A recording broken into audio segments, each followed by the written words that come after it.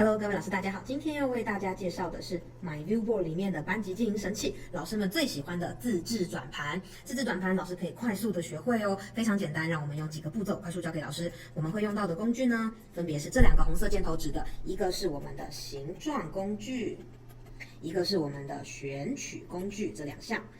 只要使用这两项，我们就可以完成我们的转盘制作啦！一起来试试看。首先呢，转盘是圆形的嘛，我们会使用形状工具里面选择我们的矩形、圆形，选择我们的圆形，圆形选到了，然后再选择你要的颜色，就可以画出一个圆。好，把圆移动到你要的位置，记得要选择选取工具，才可以把圆移动到中间你要的位置。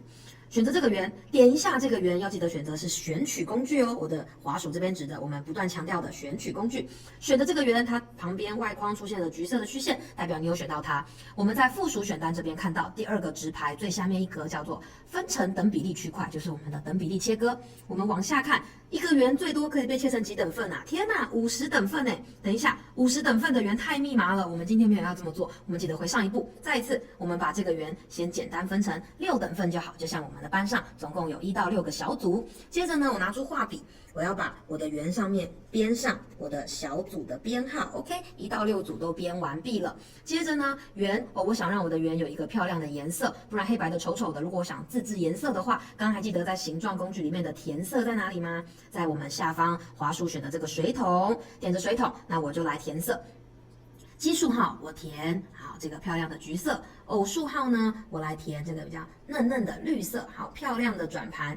等一下，不小心填到我的4的笔记上面了，回上一步，好，记得在空白处把颜色填上去，这样就填色完毕啦。接着呢，我的转盘需要有一根指针嘛，对不对？指针我就选择一样是我们熟悉的形状工具里面是不是有这个叫做箭头？箭头我们回到让它变红色好了，红色的箭头，好，我在这边画一个箭头指着它 ，OK， 我的转盘就完成了。回到选取工具，记得我要选起来，把我的这个转盘选起来，然后再对它按下附属选单，最右上角有一个叫旋转，转起来，我漂亮的转盘就自制完成了。哇，每一次都可以不断转哦，但老师请记得一定要选起来，把整个转盘都框起来哦。它转好久啊，给它停下来 ，OK， 转到3。如果呢我没有全选的很标准，比如说我只选到了这样。